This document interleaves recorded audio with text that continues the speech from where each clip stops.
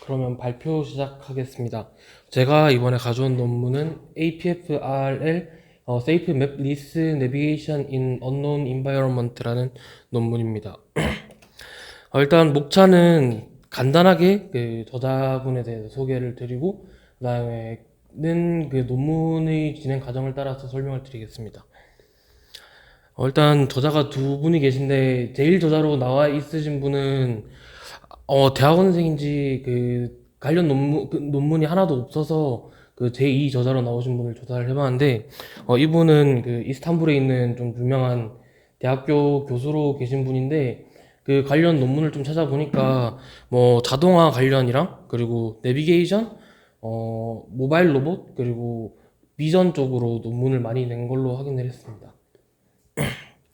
그래서 이제 그 관련된 그 기본적인 지식에 대해서 설명을 드리면 일단 기본적으로 내비게이션을 모델을 따는 방법이 목표가 그 목적지에 도달을 하는 건데 이때 그 충돌을 하지 않고 그 다음에 최단 거리로 이동하는 것을 목표로 하고 있습니다.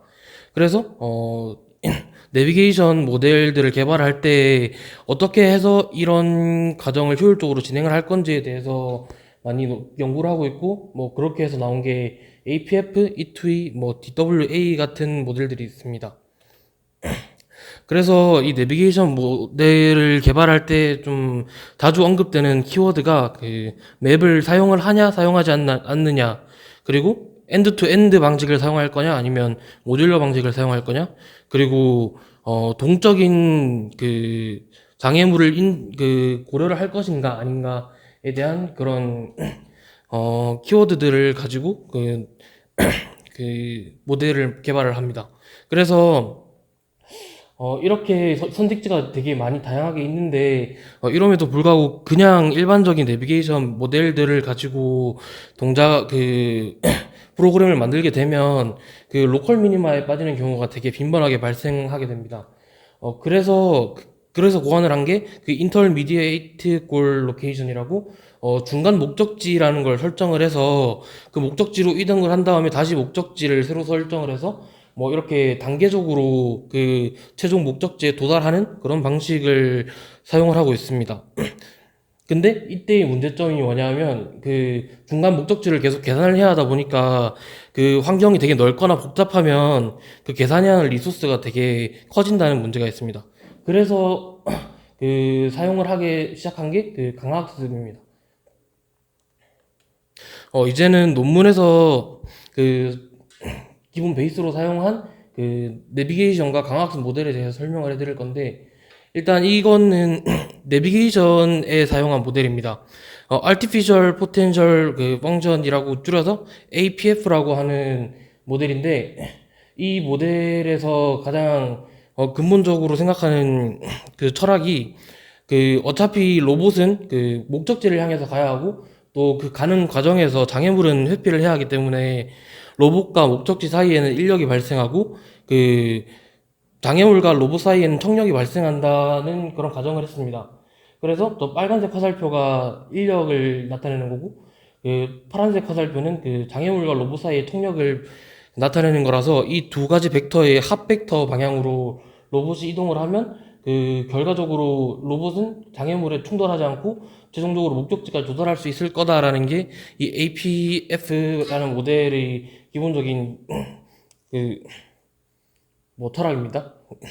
그래서 그 이 논문에서도 이 APF 논문을 강학습과 접목해서 좀 더 효율적으로 그 좀 복잡한 상황에서 최종적인 목적지까지 도달할 수 있는 그런 모델을 만들었다고 보시면 됩니다.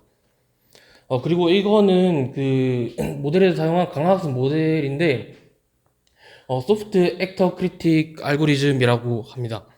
그래서 이 소프트 액터 크리틱 알고리즘은 기본적으로 액터 크리틱 모델을 기반으로 하고 있는데 이 액터 크리틱 모델은 그 침증 강학 과정에서 네트워크 레이어를 반으로 나눠서 한쪽은 액터 그리고 반쪽은 크리틱 네트워크로 분할을 하는 겁니다. 그래서 액터 네트워크에서는 그 강학습의 정책을 출력을 하고 그리고 크리틱 네트워크에서는 가치 함수를 출력을 합니다.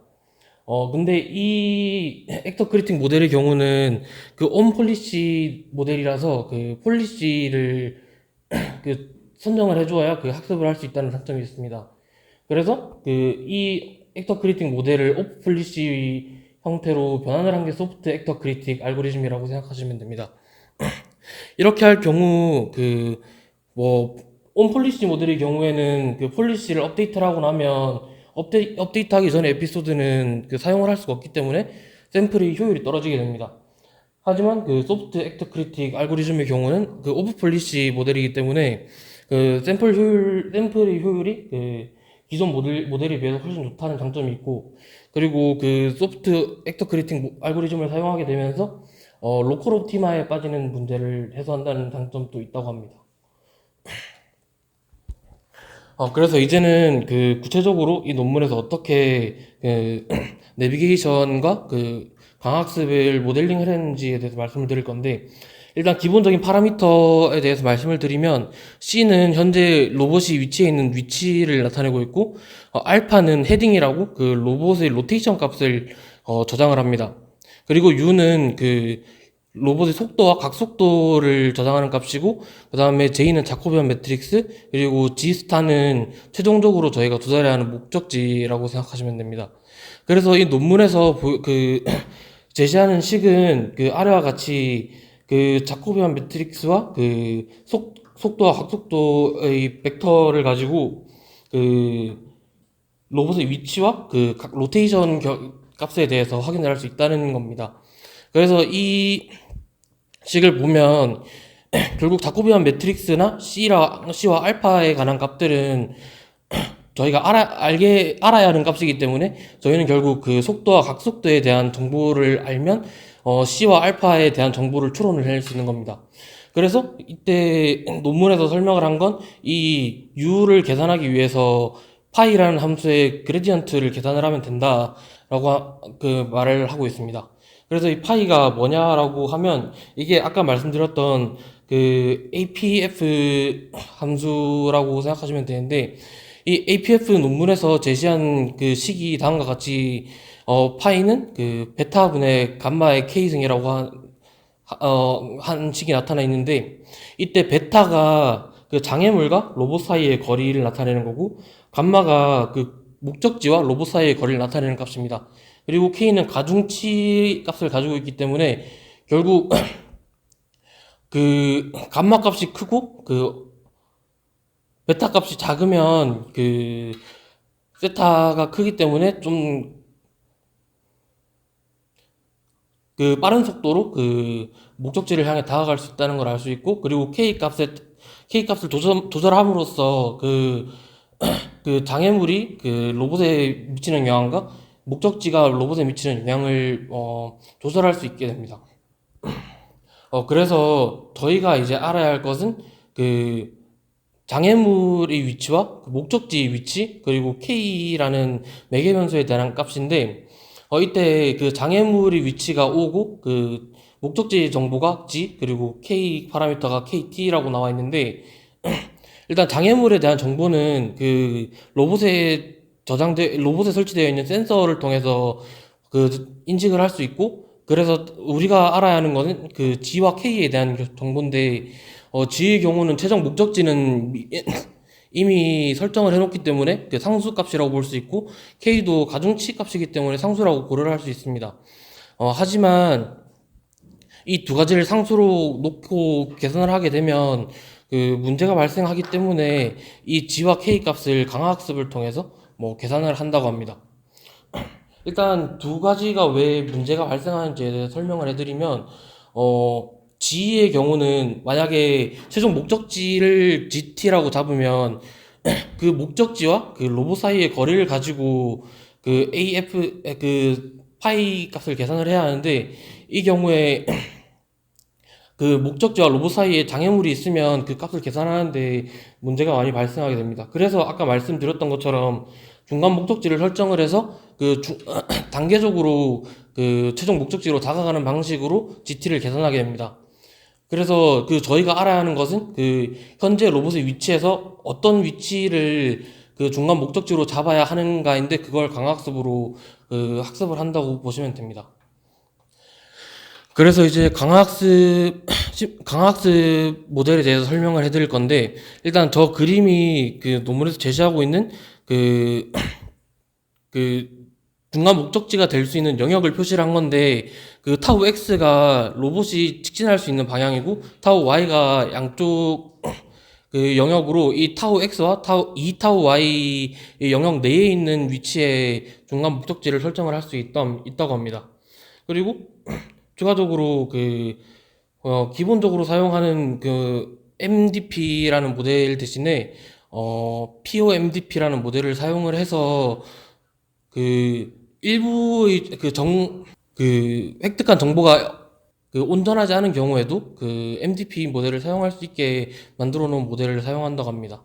그래서 사용하는 파라미터가 그 S와 오메가, A, P 그리고 R이 있는데, 뭐 S는 상태, 그리고 A는 액션, 그리고 리워드는 R로 나타내고 있고, 그리고 오메가 값이 조금 특이한데, 이게 그 지금 현재 로봇이 라이더를 통해서 인식하고 있는 그 인식된 영역을 나타내는 값입니다.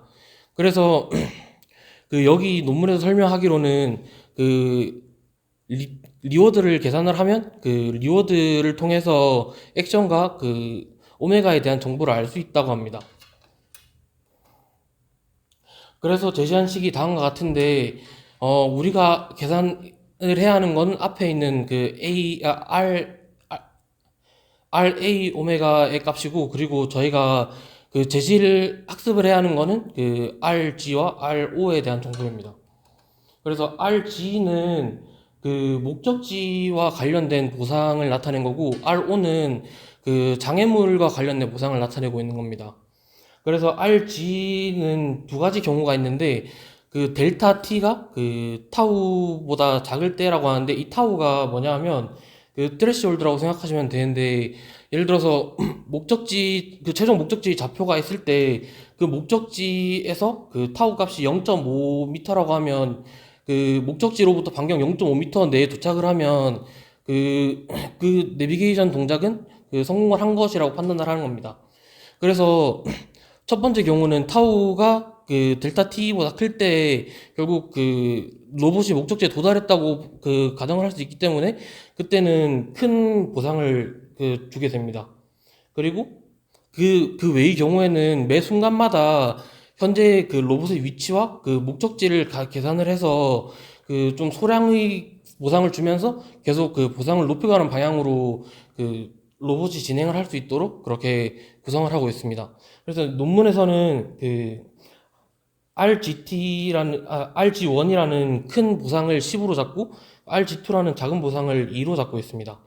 그리고 두 번째로 그 장애물과 관련된 보상은 장애물과 멀어질수록 그 로봇이 더 안전한 길을 가고 있다고 판단할 수 있기 때문에 그 두 가지 경우가 각각, 첫 번째 경우는 장애물과 인접한 위치에서 로봇이 동작을 하고 있을 때고, 두 번째는 그 베타가 0이라는 게 결국 그 장애물 위치와 로봇의 위치가 같다라는 거라서 충돌을 한 상황을 설명하고 있습니다.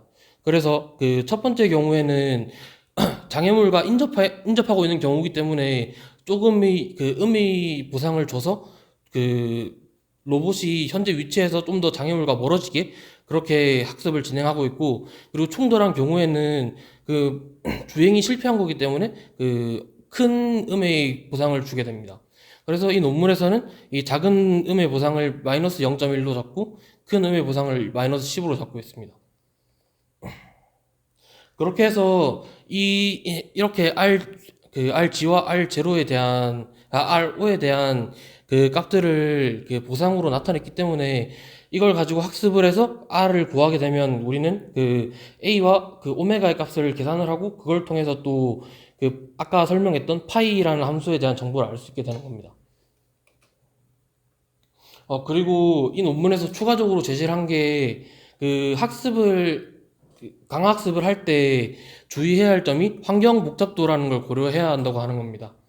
뭐 예를 들어서 그 특정 공간에서 장애물이 하나만 있는 공간과 그 여러 개 있는 공간에서의 복잡도는 다르기 때문에 하나만 있는 공간에서의 학습은 여러 개가 있는 공간에서의 학습에는 그 도움이 안 된다고 하면서, 그래서 EC라는 그 변수를 제공을 해서 EC의 값을 계산을 해서 이 값을 통해서 그 레벨을 나눠서 그 레벨별로 여러 가지 환경을 조성을 해서 학습을 진행해야 한다고 말을 하고 있습니다.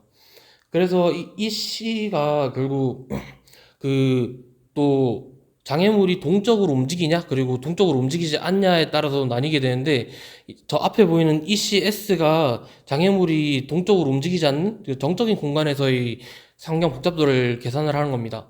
그래서 NOBS는 현재 그 로봇이 라이더를 통해서 인식한 장애물의 개수고, 그리고 카파는 현재 그 제공되어 있는 그 환경의 면적을 나타내고 있습니다.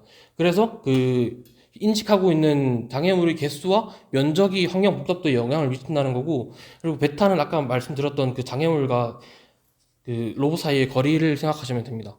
그리고 동적인 공간에서는 그 정적인 공간에서의 환경 복잡도에다가 그 현재 인식하고 있는 장애물이 이동하는 속도와 그 현재 로봇이 이동하는 속도를 함께 계산을 해서 추가적인 그 값을 할당을 한다고 보시면 됩니다. 그래서 이 논문에서는 자기들의 경험을 토대로 그 2집과 3집을 기준으로 이지와 미디움 그리고 하드로 그 환경 복잡도 레벨을 나눴는데, 그래서 이 각각의 경우에 환경 복잡도를 계산을 해서 여러 가지 환경을 조성을 해서 실험을 진행했다고 합니다. 다음은 실험 진행 결과에 대해 설명을 해드릴 건데, 일단 그 시뮬레이션 환경 가제부로 진행을 했고, 그 각각의 환경에서 그 시작 지점, 로봇의 시작 지점과 목표 지점을 임의로 설정을 해준 다음에 그 최대 동작 시간은 2분으로 잡고 2분 안에 그 충돌을 하지 않고 그 목적지까지 도달하는 것을 목표로 학습을 진행했다고 합니다. 그리고 아까 말씀드렸던 그 타우 P랑 타우 O는 그 스레시홀드 값으로 0.2, 0.5m를 설정을 했다고 합니다. 그래서 이렇게 그 동적으로 움직이는 그 장애물이 있는 환경과 정적인 공간까지 합쳐서 총 13개의 환경에 대해서 학습을 진행했다고 합니다. 그리고 나서 이제 다시 그 가제부를 통해서 학습한 공간과 다른 환경을 만들었는데, 그렇게 해서 정적인 공간 10개와 동적인 공간 6개를 통해서 학습을 진행했다고 합니다. 그래서 옆에 보이는 게 그 기존에 있던 다른 내비게이션 모델들과 그 이번에 논문에서 제시한 APF-RL이라는 모델에 대한 그 학습 결과를 나타낸 건데, 보시면 스태틱한 그 DWA 플러스 D라는 게 그 현재 그쪽에서 제시하고 있는 RPF-RL이라는 모델과 그 형태가 거의 유사하나 그 속도나 가속도 같은 거를 그 강화학습을 통해서 계산하는 게 아니라 직접 센서를 통해서 그 디텍팅을 한 모델이라고 합니다. 그래서 스태틱한 경우가 첫 번째 테이블인데, 그 스태틱한 경우에는 DWA 플러스 D에서 석세스 레이트가 더 높고 그 다음에 이동한 거리도 더 낮다는 것을 확인할 수가 있고, 반면에 그 다이나믹한 환경의 경우에는 그 DWA 플러스 D 모델보다 그 논문에서 제시한 모델이 또 더 그 성능이 좋다는 것을 확인할 수 있습니다. 그래서 이게 그 논문에서 직접 논문과 함께 올린 미디어에서 나타낸 건데, 가장 오른쪽에 있는 게 그 논문에서 제시한 모델이고, 그 바로 옆에 있는 게 그 현재 논문과 가장 유사한 성능을 내고 있는 모델입니다.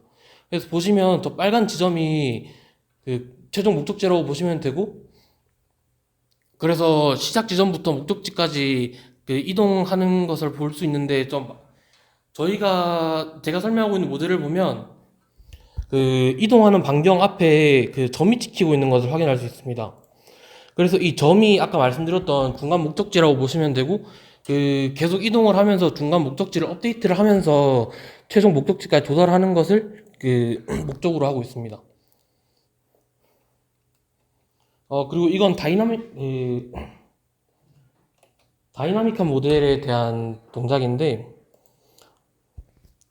다이나믹한 모델에서도 그 접근하고 있는 장애물을 피해서 그 목적지까지 제대로 도달하는 것을 알 수 있는데, 그 아까 성능이 비슷하다고 말씀드렸던 DWA 플러스 D라는 모델의 경우는 그 동적으로 이동하는 모델이 접근하는 것을 그 인식하지 못해서 성능이 떨어지는 것을 확인할 수 있습니다.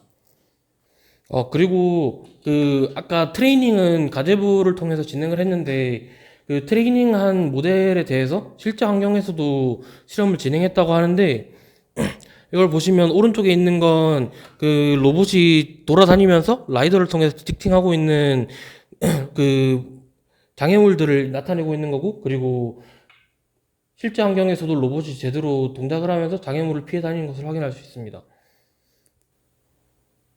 그리고 여기서도 마찬가지로 그 스태틱한 환경에서는 DWA 플러스 D 모델이 그 패스 랭스가 더 짧아서 성능이 더 좋은 걸 알 수 있는데, 또 다이나믹한 환경에서는 그 APFRL 모델이 더 성능이 더 높은 것을 확인할 수 있습니다.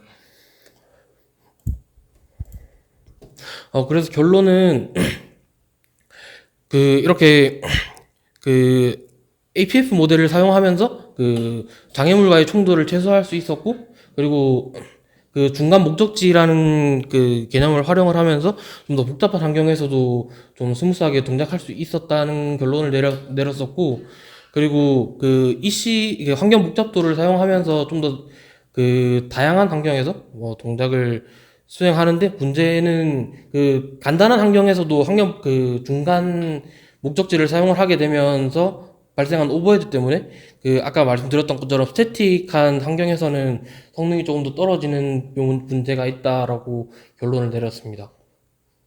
네, 이상 발표 마치도록 하겠습니다.